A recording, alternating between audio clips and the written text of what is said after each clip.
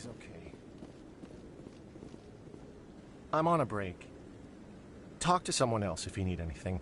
I've got a lot on my mind. Maybe I can help. Well, maybe you can. You're a soldier, right? You ever head out to the Traverse?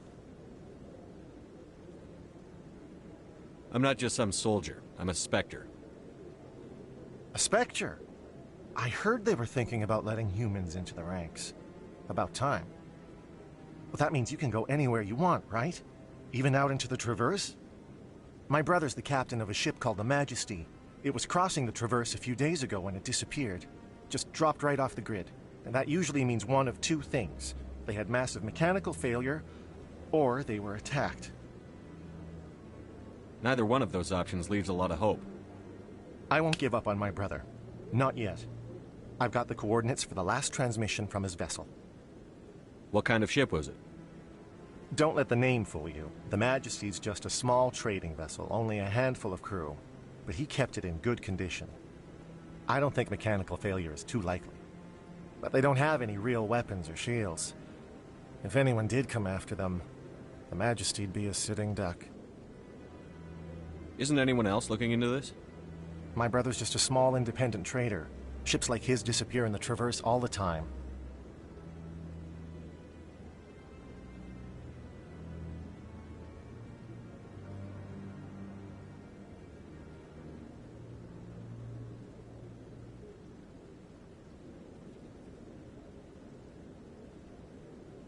What's in this for me? I can't afford to pay you anything. If I had that kind of cash, I'd have hired a recovery team to track him down already. Maybe you could look into this as a personal favor, you know? We humans have to stick together. Give me the coordinates. I'll forward them to your ship right away. Please let me know as soon as you find them.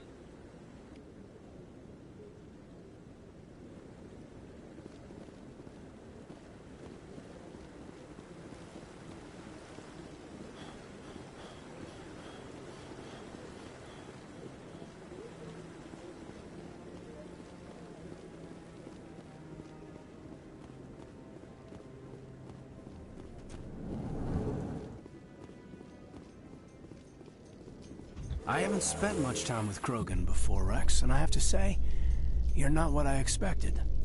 Right. Because you humans have a wide range of cultures and attitudes. But Krogan all think and act exactly alike. Well, I didn't mean... Look, just forget I said anything. Done.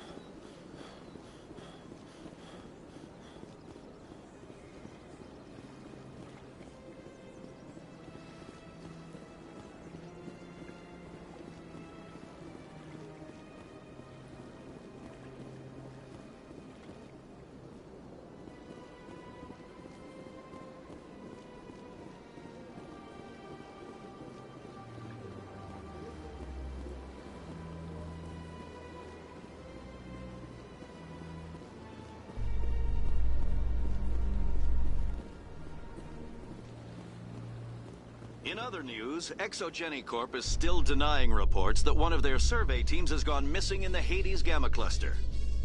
When asked why communication with the survey team was suddenly cut off last week, company officials refused to comment.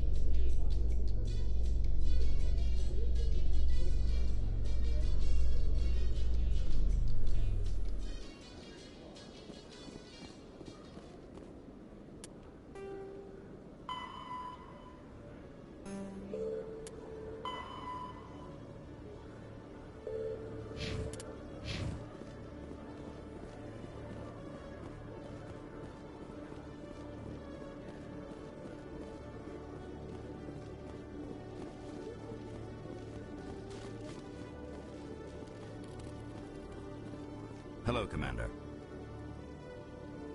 Show me what you've got. Sounds good. Just let me set you up. Oh, this must be a mistake. System's telling me to offer you our select stock. Spectre? Well, I heard about that, but I didn't realize it was you. Sorry, Commander. Just show me what you've got. I'll open the rare stocks for you, Commander. Enjoy.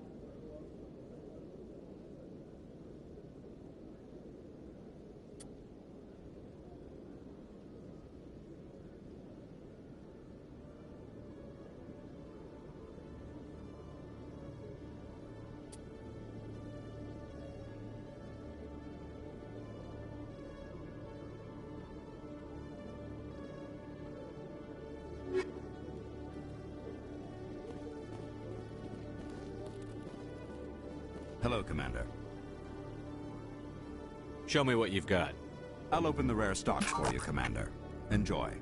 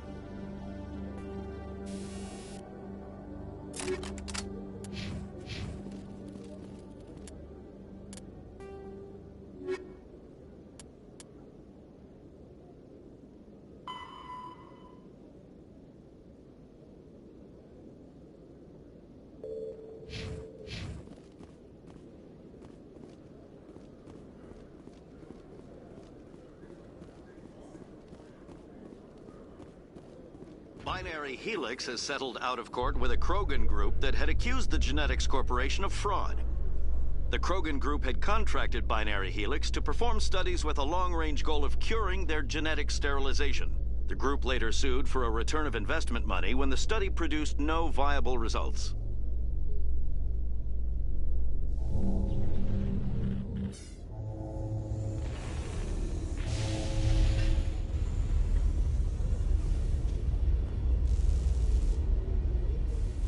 I've got big news for you, Shepard. Captain Anderson is stepping down as commanding officer of the Normandy. The ship is yours now. She's quick and quiet, and you know the crew. Perfect ship for a Spectre. Treat her well, Commander. This isn't right. The Normandy belongs to you. You needed your own ship. A Spectre can't answer to anyone but the Council. And it's time for me to step down. Come clean with me, Captain. You owe me that much. I was in your shoes 20 years ago, Shepard. They were considering me for the Spectres. Why didn't you ever mention this? What was I supposed to say? I could have been a Spectre, but I blew it? I failed, Commander. It's not something I'm proud of. Ask me later and I'll tell you the whole story. For now, all you need to know is, I was sent on a mission with Saren, and he made sure the Council rejected me. I had my shot. It came and went. Now you have a chance to make up for my mistakes. I won't let you down, sir. Saren's gone. Don't even try to find him. But we know what he's after. The conduit. He's got his Geth scouring the Traverse looking for clues. We had reports of Geth in the Pharaoh system shortly before our colony there dropped out of contact, and there have been sightings around Noveria. Find out what Saren was after on Pharaohs and Noveria. Maybe you can figure out where the conduit is before he does. The Reapers are the real threat. I'm with the Council on this one, Shepard. I'm not sure they even exist. But if they do exist, the conduit's the key to bringing them back. Stop Saren from getting the conduit, and we stop the Reapers from returning. I'll stop him.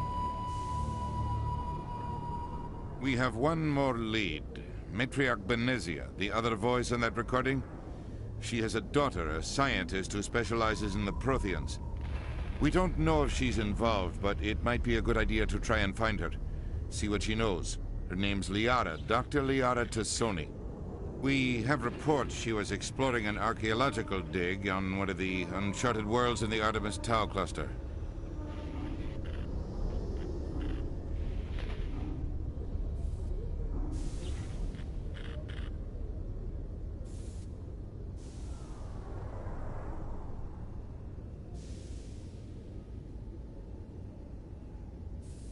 The colonists on Pharos might still be alive. It's your decision, Commander. You're a Spectre now. You don't answer to us. Your actions still reflect on humanity as a whole. You make a mess and I get stuck cleaning it up. I'll try not to make things any harder on you, Ambassador. Glad to hear it, Commander. Remember, you were a human long before you were a Spectre. I have a meeting to get to. Captain Anderson can answer any questions you might have.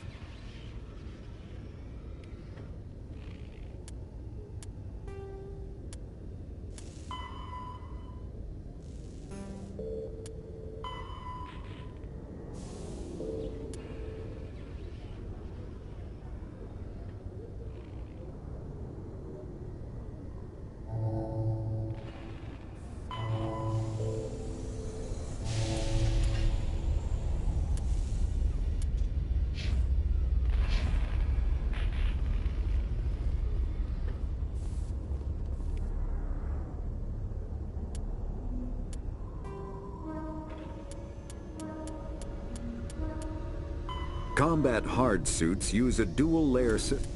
A mass accelerator propels a solid metal slug using precisely controlled electromagnetic attraction and repulsion. The slug is designed to squash or shatter on impact, increasing the energy it transfers to the target. If this were not the case, it would simply punch a hole right through, doing minimal damage. Accelerator design was revolutionized by Element Zero. A slug lightened by a mass effect field can be accelerated to greater speeds, permitting projectile velocities that were previously unattainable. If accelerated to a high enough velocity,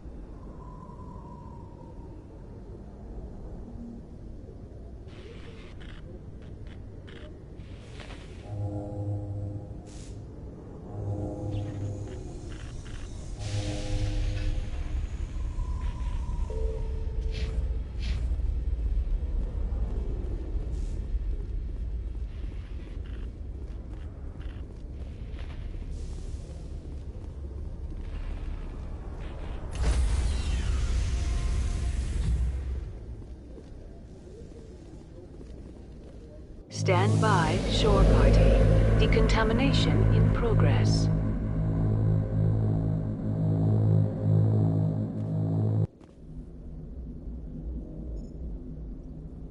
I heard what happened to Captain Anderson.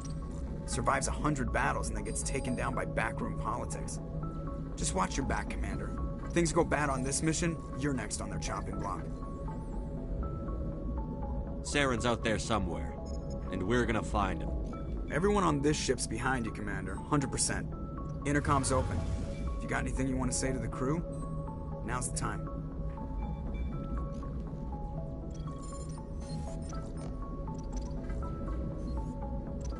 Crew, this is Commander Shepard. We have our orders. Find Saren before he finds the conduit.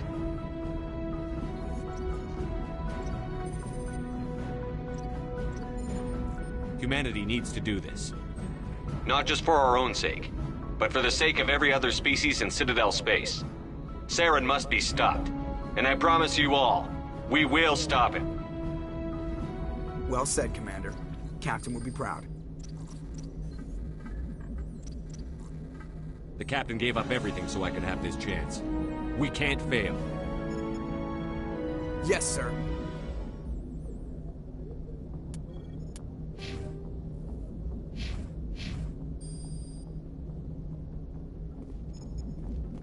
Commander, something you need?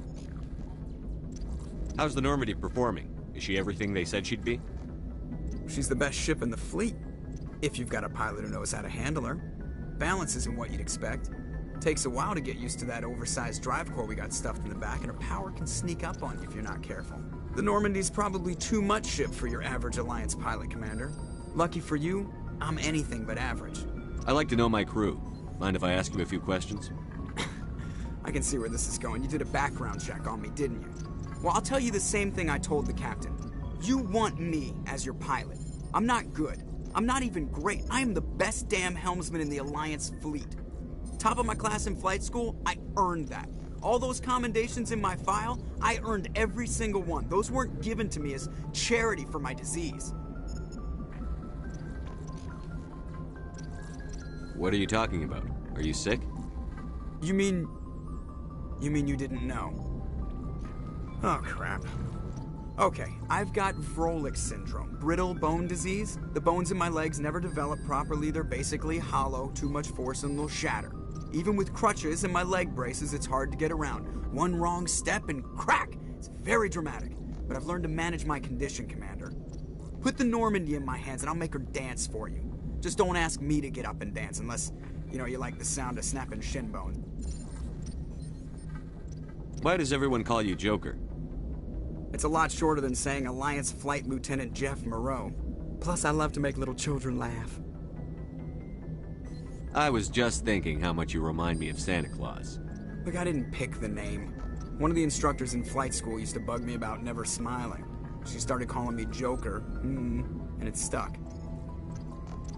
Why didn't you ever smile? Hey, I worked my ass off in flight school, Commander. The world's not gonna hand you anything if you go around grinning like an idiot. By the end of the year, I was the best pilot in the academy, even better than the instructors, and everybody knew it. They'd all got their asses kicked by the sickly kid with the creaky little legs. One guess who was smiling at graduation? I need to know more about this Vrolik syndrome if I'm putting my ship in your hands. Yeah, of course you do. It's an extremely rare condition. Nobody knows exactly what causes it. Genetic, maybe. It's treatable, but there's no cure. They classify my case as moderate to severe. I was born with over a dozen fractures, hip, thighs, ankles. My bones were already breaking in the womb. 100 years ago, I wouldn't have survived past my first year. Lucky for me, modern medical science has turned me into a productive member of society.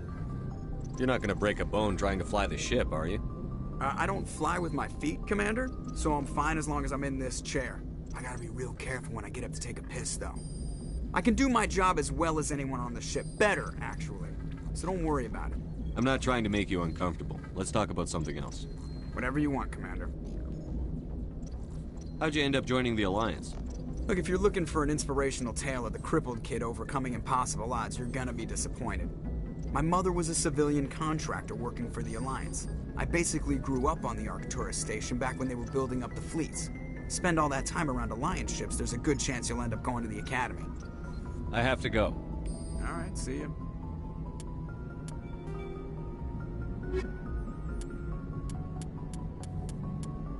The Normandy is a prototype starship developed by the Human Systems Alliance with the assistance of the Citadel Council.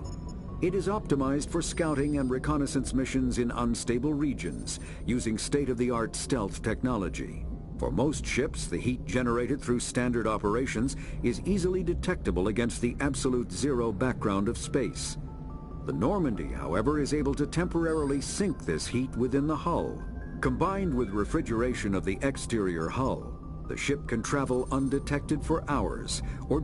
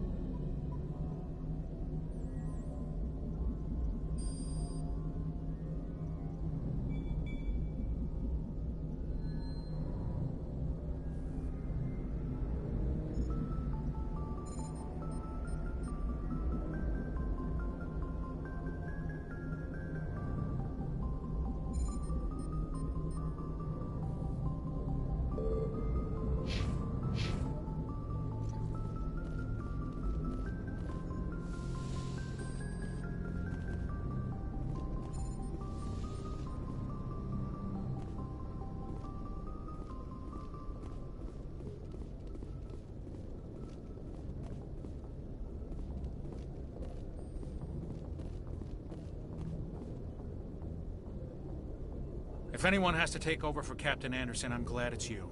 I'm not sure about having non-humans on our ship, though.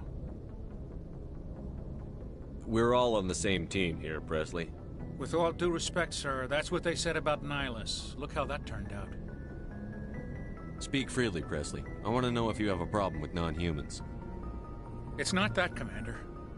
Humanity has always handled its own problems. Saren attacked one of our colonies. We should be the ones to stop him. We don't need their help. This is bigger than humanity. Saren's a threat to every species in the galaxy, and I'll welcome anyone who wants to help me bring him down. I guess so. Maybe I'm just stuck in the old ways of thinking. But don't worry, Commander. This won't be a problem. How did you end up assigned to the Normandy? I signed up with the Alliance as a navigator right out of school, following in my grandfather's footsteps, I guess. My first posting was on the Agincourt. We were at Elysium during the Skillian Blitz. A massive fleet of alien raiders hit the colony, trying to wipe it out. They had the numbers, but their ships were no match for an Alliance frigate. It was a slaughter.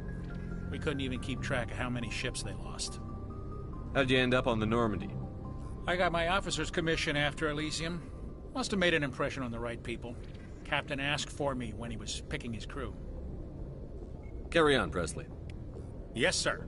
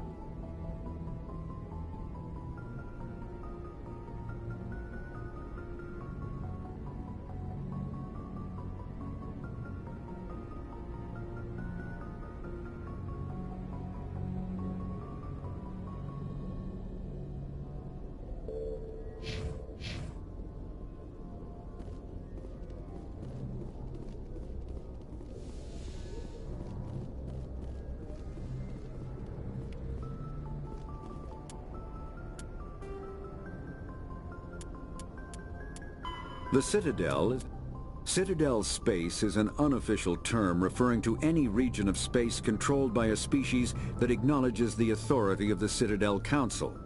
At first glance, it appears this territory encompasses most of the galaxy. In reality, however, less than 1% of the stars have been explored. Even Mass Effect FTL drive is slow relative to the volume of the galaxy. Empty space and systems without suitable drive discharge sites are barriers to exploration. Only the mass relays allow ships to jump hundreds of light years in an instant. The key to...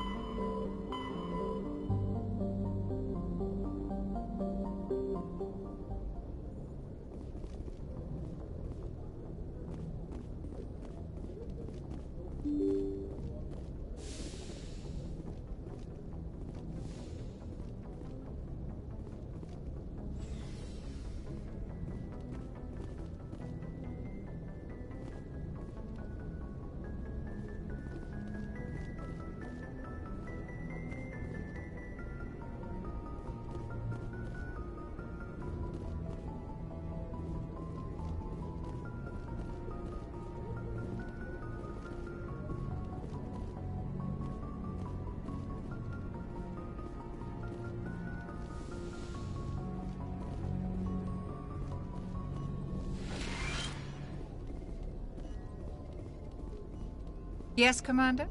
Is there something you need? How did you end up serving on an Alliance ship? I enlisted right out of med school. Earth always seemed boring to me. Too safe, too secure. I figured the colonies were teeming with exotic adventure. I wanted to travel the stars, tending the wounds of tough soldiers with piercing eyes and sensitive souls. Turns out military life isn't quite as romantic as I'd imagined. But humanity needs the Alliance if we want to keep expanding through the Traverse, and the Alliance always needs good doctors. So I stayed on to do my part. How well do you know the Lieutenant? I'd never worked with him before this mission, but he has an impressive service record, over a dozen special commendations. Tends to keep to himself, though. Maybe because of the headaches. It's not easy being an L2. I should go. Goodbye, Commander.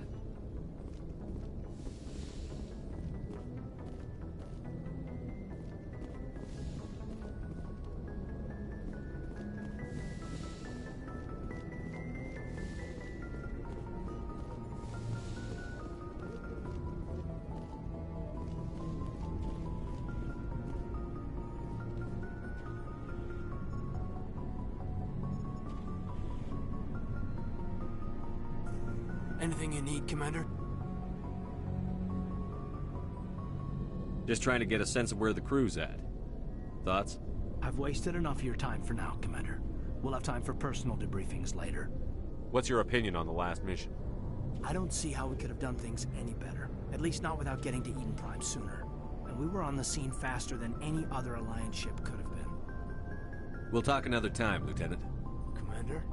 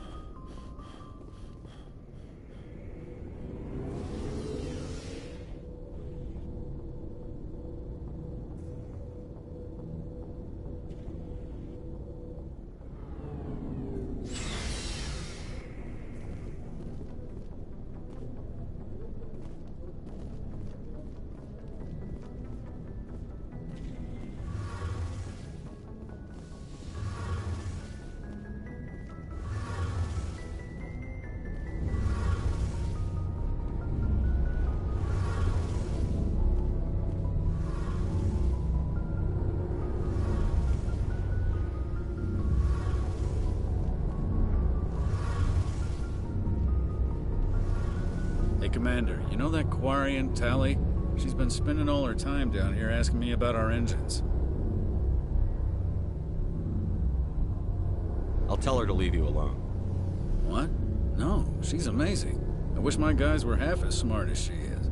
Give her a month on board and she'll know more about our engines than I do. She's got a real knack for technology, that one. I can see why you wanted her to come along.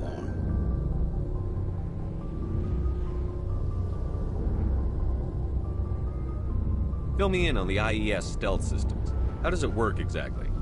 You can't hide a ship out in space. They emit too much heat and radiation. Too easy for sensors to pick them up, unless you find a way to capture those emissions. So our stealth systems trap the energy we give off in storage sinks built into the ship itself. No emissions to give away our location. Eventually the sinks have to be vented. More than a few hours silent running and they overheat. Cook us inside our own hull. There's no way for anyone to detect us? A visual scan can still pick us up. Anyone looking out a window can see us plain as day. But you have to be pretty close to get an actual visual out in space. Most vessels rely on scanners. As long as the stealth systems are engaged, they can't see us. Not unless we accelerate to FTL speeds. Why doesn't it work with faster-than-light travel? Cranking up to FTL blue shifts our emissions, pushes them into frequencies too high to capture in the sinks. As soon as we make the jump, it's like setting off a flare. Sensors can pick up our location whenever we enter or exit FTL flight, but for short-range missions, our stealth systems are amazing, and we've got the only one. I want to know more about the Normandy. She's the best ship I've ever served on, probably the fastest vessel ever designed. And she's the only one using the new Tantalus drive core. What's so special about the Tantalus drive core? Proportionally, it's about twice the size of any other vessel. Not only are we faster, we can run at FTL speeds longer before we have to discharge the core. Where else have you served, Adams? If you name a class of Alliance ship, I've probably served on it. Everything from dreadnoughts and carriers right down to frigates like the Normandy. My last assignment was on the Tokyo, only a cruiser, but she was a good ship. Couldn't hold a candle to the Normandy, though.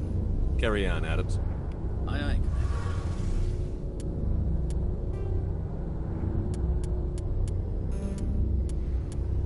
Faster-than-light drives use element zero cores to reduce the mass of the ship, allowing higher rates of acceleration. This effectively raises the speed of light within. Larger warships are generally classified in one of four weights. Frigates are small, fast ships used for scouting and screening of larger vessels. Frigates often operate in wolf-pack flotillas. Cruisers are middleweight combatants, faster than dreadnoughts and more heavily armed than frigates. Cruisers are the standard patrol unit and often lead frigate flotillas. Dreadnoughts are kilometer-long capital ships mounting heavy, long-range fire. Biotics, when subjected to an electrical current, the rare material dubbed Element Zero, or EZO, emits a dark energy field that raises or lowers the mass of all objects within it. This mass effect is used in countless ways, from generating artificial gravity to manufacturing high-strength construction materials. It is most prominently used to enable faster-than-light space travel. EZO is generated when solid matter, such as a planet, is affected by the energy of a star going supernova. The material is common in the asteroid debris that orbits neutron stars and pulsars. These are dangerous places to mine, requiring extensive use of robotics, telepresence, and shielding to survive the incredible radiation from the dead star. Only a few major corporations can afford the setup costs required to work these primary sources. Humanity discovered refined Element Zero at the Prothean Research Station on Mars, allowing them to create mass effect fields and develop FTL travel.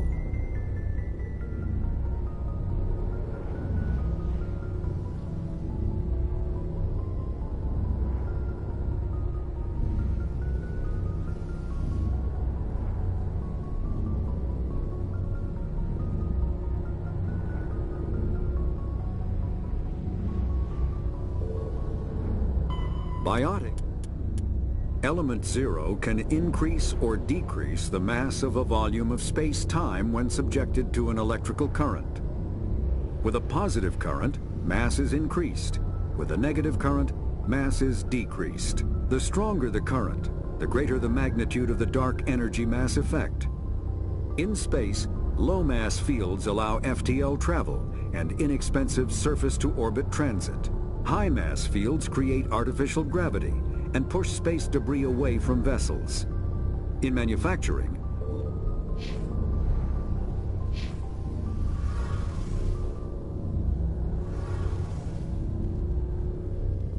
Your ship's amazing, Shepard. I've never seen a drive core like this before. I can't believe you were able to fit it into a ship this small. I'm starting to understand why you humans have been so successful. I had no idea Alliance vessels were so advanced.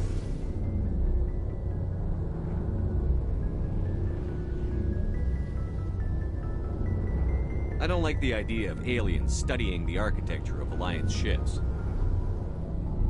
We're on the same side here.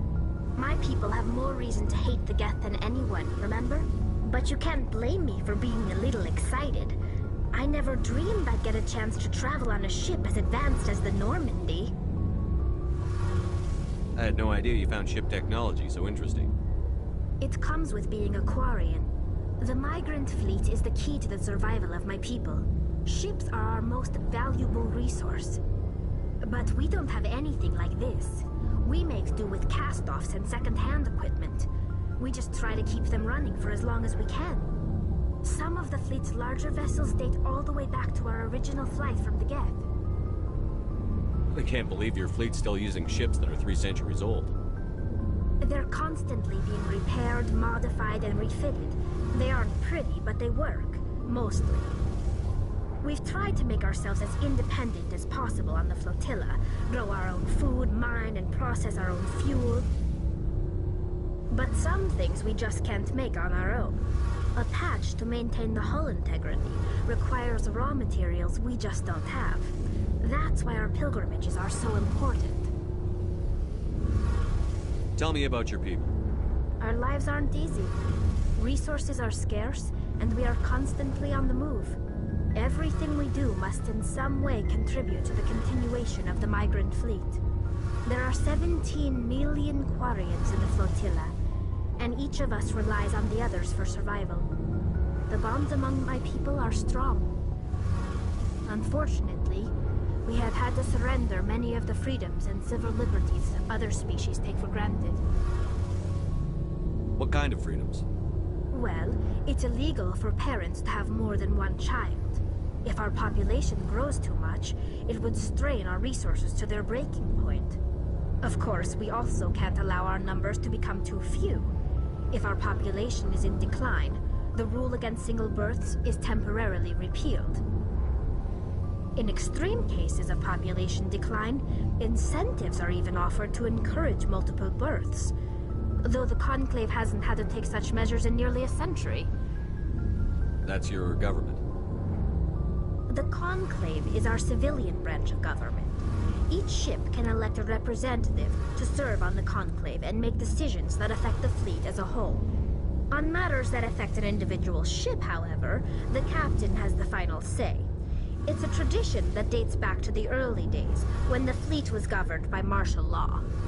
Fortunately, most captains nowadays are smart enough to have an elected council from their crew to give them advice and guidance. So the ultimate power rests with elected officials. In practice, the Conclave and the respective council for each ship tend to set the rules that govern our daily lives. But in theory, we are still under military jurisdiction. The 5 top-ranking military officials in the fleet serve on the Admiralty Board. These 5 have the power to overrule any decision by the Conclave in case of emergency. To do so requires unanimous agreement among the Admiralty, and they can only do this once. After that, the entire board must resign their posts. It's a safeguard that served us well. In nearly 3 centuries, the Admiralty Board has only overruled the Conclave 4 times. I want to know more about the Geth. I doubt I can tell you anything you don't already know. It's been almost 3 centuries since they drove my people into exile. All I know is the story of their origins. What they were when we created them, and how they turned on us. Interesting. The Geth were originally created to serve as an automated manual labor force. Initially, their intelligence was as limited as any VI. Over time, we made small modifications to their programming to allow them to perform more varied and complex tasks, bringing them closer and closer to true AI status. How come the Council didn't step in and stop you? This wasn't true AI research. We may have been skirting the bounds of the law, but we never did anything that was actually illegal. The changes were so insignificant, so gradual, that we were able to control them. Or so we thought. But one thing we underestimated was the power of the neural network. A million Geth thinking simultaneously created an inherently unstable matrix. What made them rebel?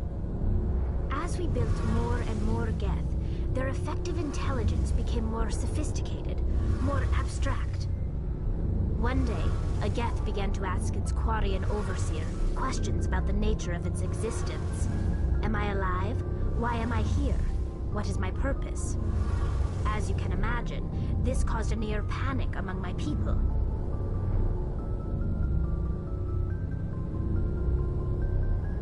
I don't see what's so bad about those questions. The Geth were created to engage in mundane, repetitive, or dangerous manual labor.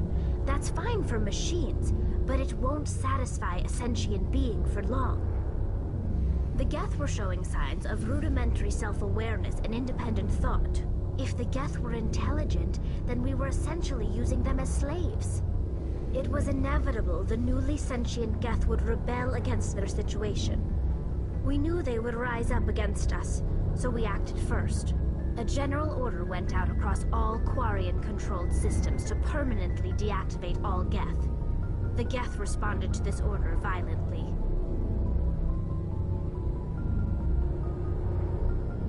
You can't blame them for fighting for their survival. We had no other choice.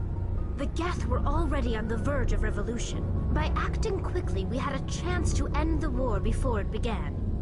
The hope was that most of the Geth would still be little more than machines, incapable of organized resistance. But they had progressed much further than anyone anticipated. The war was long and bloody. Millions upon millions of Quarians died at their hands. In the end, we were forced to flee our own homeworld. We feared the Geth would pursue us, but they never came beyond the Veil. Now we drift through space, exile searching for a way to reclaim what was once ours. It's hard to feel sorry for you. Your ancestors tried to wipe out another species. We made a mistake when we created the Geth in the first place, but we did not make a mistake when we went to war against them. If we had not acted, they would have wiped us out. They're a synthetic life form. They have no use for organics. None. Why do you think they cut themselves off from the rest of the galaxy? Why do you think they've killed every organic being who's ever tried to contact them? They didn't kill Saren. What does that tell you? The Geth are not innocent victims in all this. They're the enemy. They want to destroy us. Not just the Quarians. All organic life. That's why they've joined up with Saren. And that's why we have to stop him. I want to know more about the pilgrimage. When my people reach maturity, we leave our birth ships and seek acceptance with a new crew. It's necessary to maintain genetic diversity among the fleet. But no ship wants to accept someone who will be a burden on them. So, to prove our worth, we embark on a pilgrimage. We set out alone, leaving the flotilla and our families behind us. We only return once we have found something of value we can bring back to the fleet. This is presented as a gift to the captain of the respective ship we wish to join. If the gift is accepted, we are welcomed into the crew. Can a captain choose to reject the gift? That doesn't happen often. Most captains are eager to increase the size of their crew. It increases their own standing in our society. Even when the gift is not particularly valuable, the captain usually accepts it out of a sense of tradition. However, there is a stigma to presenting a substandard gift. It's not the best way to make a good impression on a new community. Most pilgrims don't return until they find something worthwhile. I can't believe they just send you off alone. It's not like they just cast us out. Before we leave, we are given lessons in how to survive outside the flotilla, and given gifts to help us on our journey. We also receive implants to fight off sickness and disease. Generations of living in an isolated and highly controlled environment have left our immune systems weaker than most. By the time we leave the fleet, we are well equipped for the pilgrimage. This is a rite of passage for all Quarians. If it were dangerous, our numbers would suffer. Virtually every pilgrimage ends with a triumphant return and the ritual presentation of the gift to one of the fleet's captains. I want to talk about something else. Like what? I should go. See you later.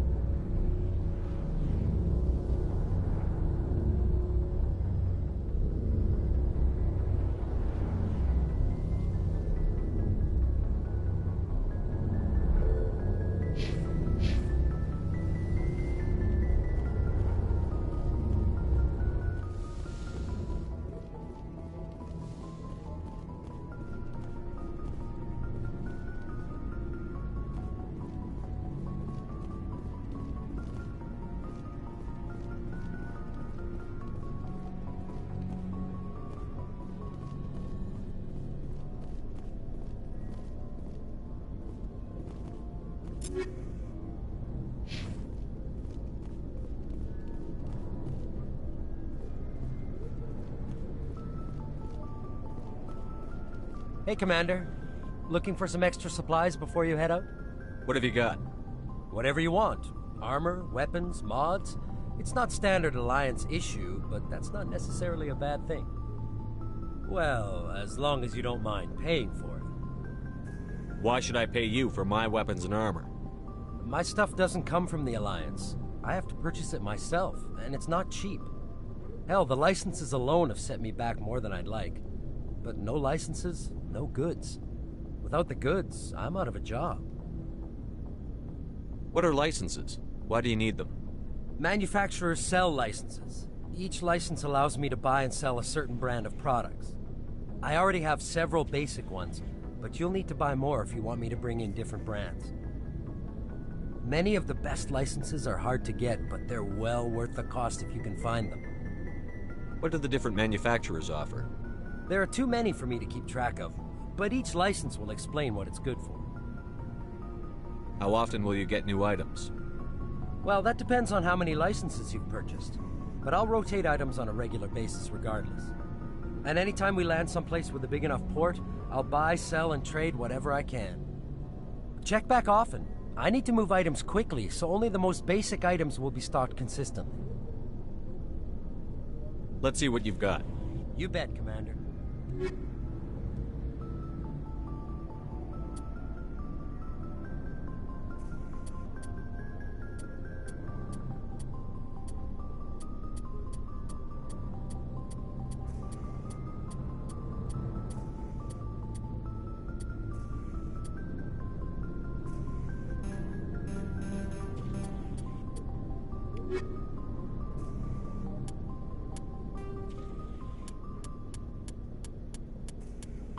Biotics and Omni-tools are handheld devices that combine a computer microframe, sensor analysis pack, and manufacturing fabricator.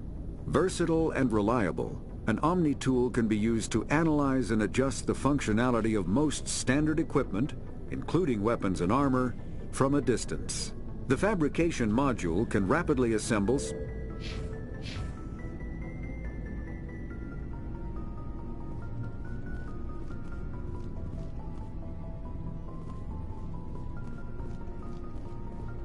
Nice ship you've got, Shepard. What can I do for you? What's your story, Rex? There's no story. Go ask the Quarian if you want stories. You Krogan live for centuries. Don't tell me you haven't had a few interesting adventures. Well, there was this one time the Turians almost wiped out our entire race. That was fun. I heard about that. You know, they almost did the same to us. It's not the same. It seems pretty much the same to me. So your people were infected with a genetic mutation? An infection that makes only a few in 1,000 children survive birth? And I suppose it's destroying your entire species? I suppose it isn't all the same. I don't expect you to understand, but don't compare humanity's fate with the Krogan. Sorry, Rex. I wasn't trying to get you upset. Your ignorance doesn't upset me, Shepard. As for the Krogan, I gave up on them long ago. The genophage infected us, but it's not what's killing us. Are your people really dying? We're sure not getting any stronger. We're too spread out. None of us are interested in staying in our own system.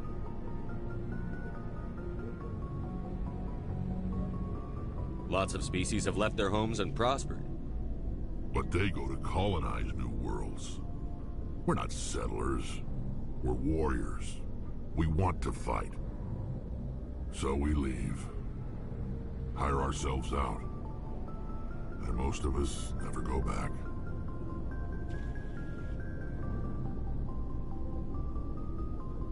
What can you tell me about the genophage? Ask the Solarians if you want details. They made it. All I know, it makes breeding nearly impossible. Thousands die in stillbirth, and most never get that far. Every Krogan is infected, every one, and no one's rushing to find a cure. Why don't the Krogan try to find a cure? When was the last time you saw a Krogan scientist? You ask a Krogan, would he rather find a cure for the genophage or fight for credits? He'll choose fighting every time. It's just who we are, Shepard. I can't change that. Nobody can. So long, Rex. Shepard.